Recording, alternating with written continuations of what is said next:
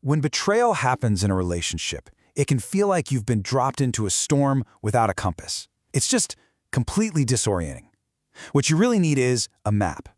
So in this explainer, we're going to lay out a psychological map for healing, from that initial shock all the way to building something new and stronger. And we have to start with the biggest, most frustrating question of all. This is the question, isn't it? It echoes in that quiet, painful space between a couple after an affair. You hear it as a cry of frustration from the person who strayed, and for the person who is betrayed, it just feels like their pain is being completely dismissed. The thing is, they both want to move forward. So why does it feel so impossible? And this is the answer. This is the absolute core of everything we're going to talk about. This isn't about someone breaking a rule, like a promise that can just be patched up with an apology. No. We're talking about the complete and utter shattering of someone's world. Okay, so let's dive into what that actually means, a broken reality. Because if you want to heal, you first have to understand what was actually broken. And trust me, it goes way deeper than just hurt feelings. So what causes this broken reality? Well, it's something we can call the third party. And here's the thing you have to get. This isn't always another person. A third party could be a secret gambling addiction, a hidden financial life, really anything that comes into the relationship and just shatters that core sense of exclusivity. Think about this down to a primal, biological level. For your nervous system to feel safe and secure with someone, it has to believe two fundamental things. I am your number one, and I am enough for you. An affair doesn't just question these beliefs, it completely obliterates them. It sends the loudest possible message. Nope, you're not my priority, and no, you're not enough. And this is why the betrayed partner can't just let it go.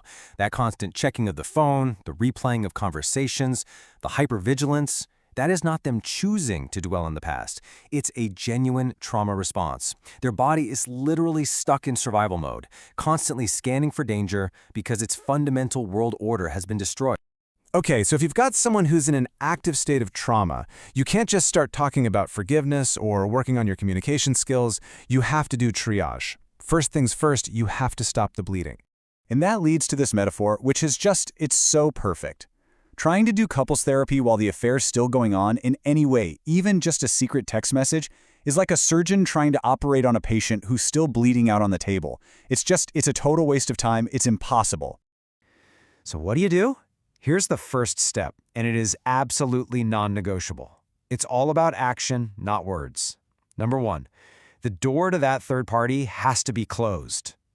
Slammed shut, locked, bolted. No wiggle room, no ambiguity.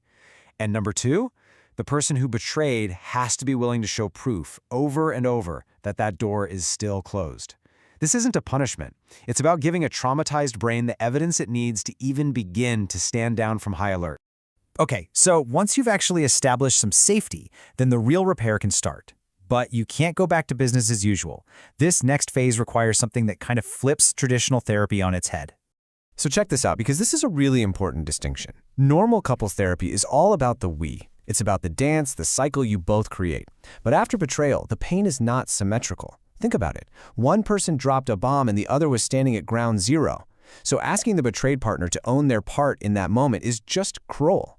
For a while, the repair has to be a one-way street. But you know what the biggest roadblock here is? It's often the betrayer's own shame. And look, it makes sense, but it can be a huge trap. Because when your partner is finally telling you how much you hurt them, and you just retreat into this shell of, I'm such a horrible person, you're making it about you again, and you've just abandoned them in their pain for a second time. And this is what that shame looks like initially. It's just this vortex, right?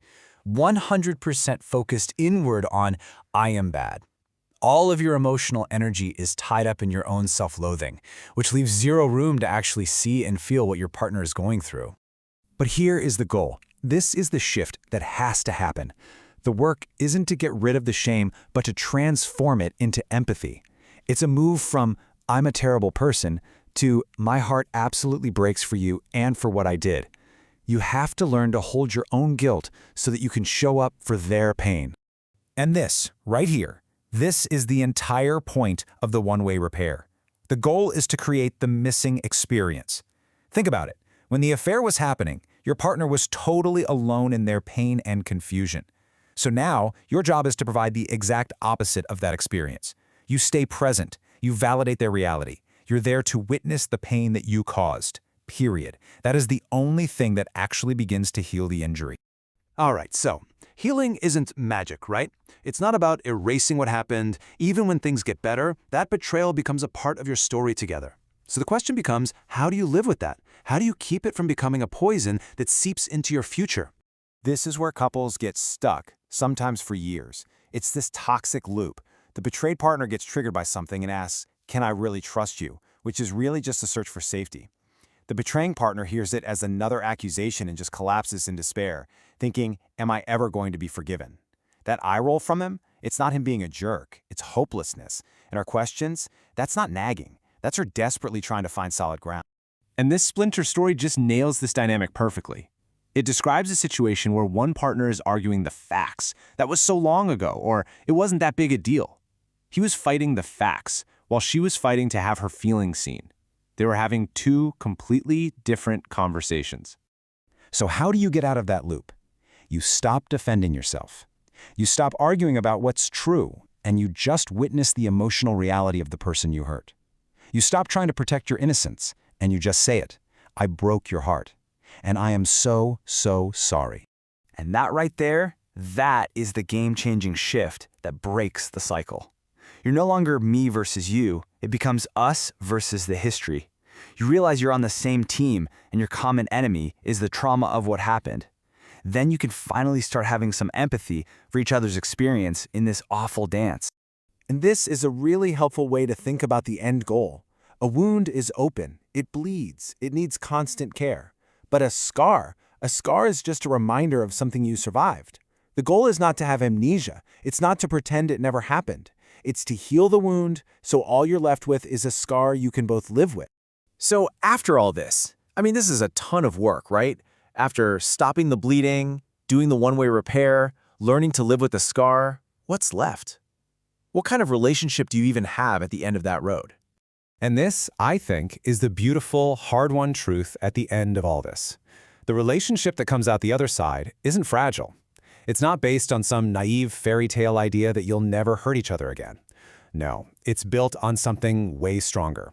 The bedrock knowledge that you can go through hell and still choose each other on the other side. That's a real, tested, profound kind of love. So in the end, it really all comes down to this one question. Healing isn't about just moving on, just letting time pass and hoping for the best. It is an active, painful, courageous journey. It's not about moving on from the pain. It's about moving through it together. And choosing to do that, well, that makes all the difference.